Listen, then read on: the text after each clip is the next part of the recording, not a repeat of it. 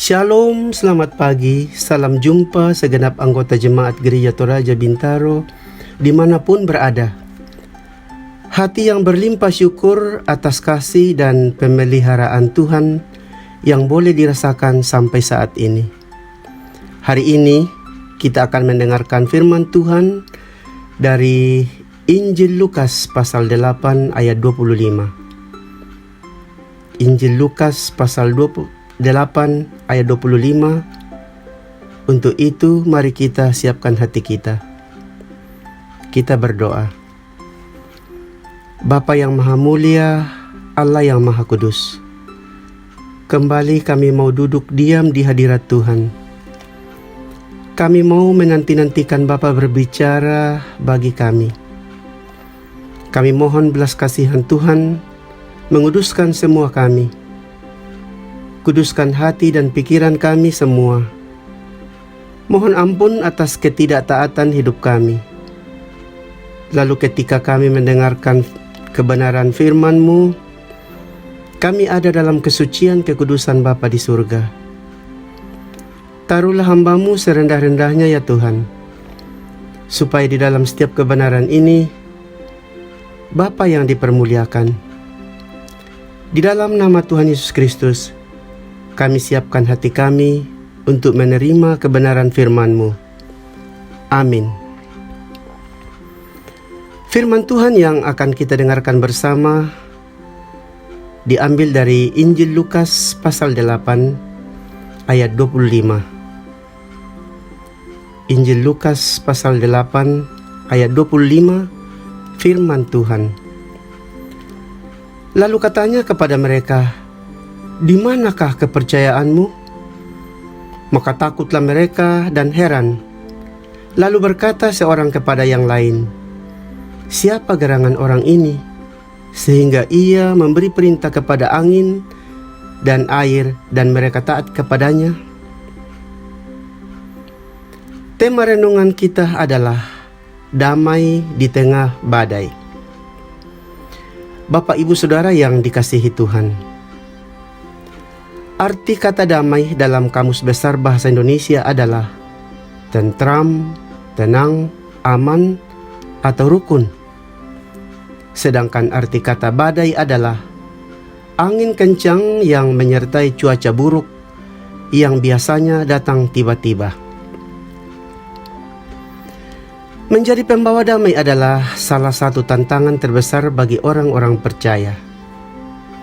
Ketika suatu permasalahan mulai naik ke permukaan, mungkin kita masih dapat menjaga kedamaian hati dan mencoba menenangkan diri kita. Namun saat situasi semakin bergejolak dan orang-orang di sekitar membuat keadaan bertambah panas, hati kita pun semakin kacau. Persis seperti yang dialami murid-murid Yesus tatkala berlayar bersamanya. Ketika itu, amukan taufan turun ke danau. Melihat ombak berkecamuk dahsyat, mereka kehilangan ketenangan, bukannya saling menenangkan. Mereka malah saling berteriak dan membuat satu sama lain semakin panik. Setelah Yesus meredahkan angin ribut, hal pertama yang dikatakan kepada murid-muridnya adalah, "Mengapa kamu begitu takut? Mengapa kamu tidak percaya?" Bapak, Ibu, Saudara yang dikasihi Tuhan, konon di Afrika, untuk menguji keberanian seorang anak laki-laki yang beranjak dewasa, orang tuanya atau khususnya bapaknya membawa anak laki-laki tersebut ke dalam hutan pada suatu tengah malam. Di tengah hutan yang gelap, bapaknya mengikatnya pada sebatang pohon besar. Setelah itu, bapaknya kemudian pergi meninggalkan si anak, seolah-olah pulang ke rumahnya.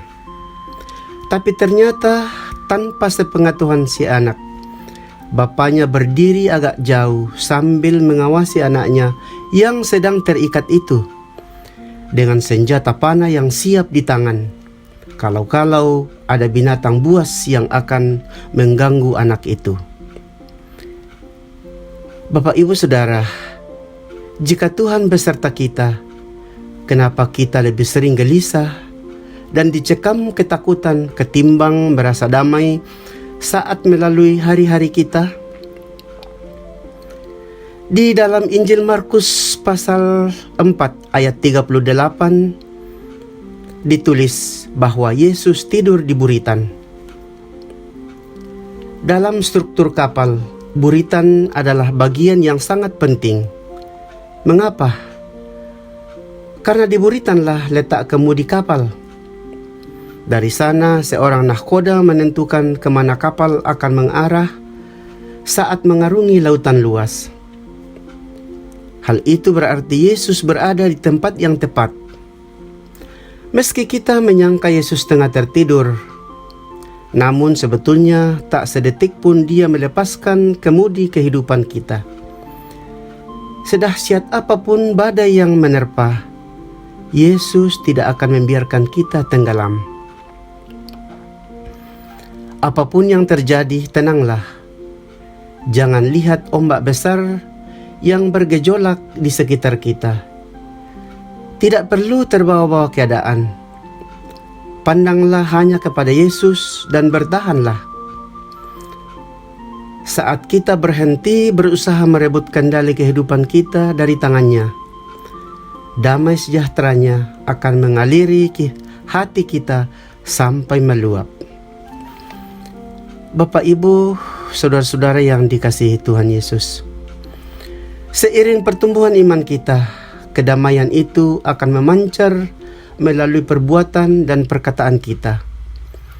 Sehingga kemanapun dan dimanapun kita berada, Tuhan dapat memakai kita untuk membawa kedamaian, keteduhan, ketenangan, serta pemulihan. Murid-murid yang mengalami mujizat ini terpesona karenanya. Mereka berkata, "Siapa sebenarnya orang ini, sehingga ia memberi perintah kepada angin dan air, sehingga taat kepadanya?" Dialah Allah, Tuhan Sang Pencipta alam semesta. Dia berkuasa mengatur dan mengendalikan alam. Dia juga berkuasa menjaga kehidupan kita, anak-anaknya, sehingga terhindar dari ancaman mara bahaya, khususnya COVID-19. Dia sangat sanggup menjaga anak-anaknya yang senantiasa bersandar kepadanya. Terlebih ketika takut dan berseru kepadanya, "Tuhan, tolonglah, kita binasa." Seperti para murid Yesus, kita pun akan terpesona oleh kuasa-Nya. Kunci yang membuat kita tetap damai sejahtera sekalipun badai permasalahan mengamuk adalah iman kepercayaan kepada Allah. Terpujilah Tuhan. Amin. Mari kita mengucap syukur dalam doa. Bapa yang Maha Mulia, kami bersyukur Bapa sudah berbicara kepada kami lewat firman-Mu. Kami sadar dengan sungguh-sungguh bahwa selama ini seringkali kami hidup mengikuti kata hati kami. Kami mengikuti keinginan diri kami mengikuti hawa nafsu kami, sehingga apapun yang kami lakukan semuanya tidak sesuai dengan kehendak Bapa di surga. Hari ini kami bersyukur karena Roh Kudus mengingatkan kami lewat kebenaran firman-Mu bahwa kami tidak perlu ragu, tidak perlu bimbang, dan tidak perlu khawatir dalam menghadapi setiap pergumulan hidup, melainkan tetap senantiasa mengandalkan Tuhan di dalam setiap langkah hidup kami.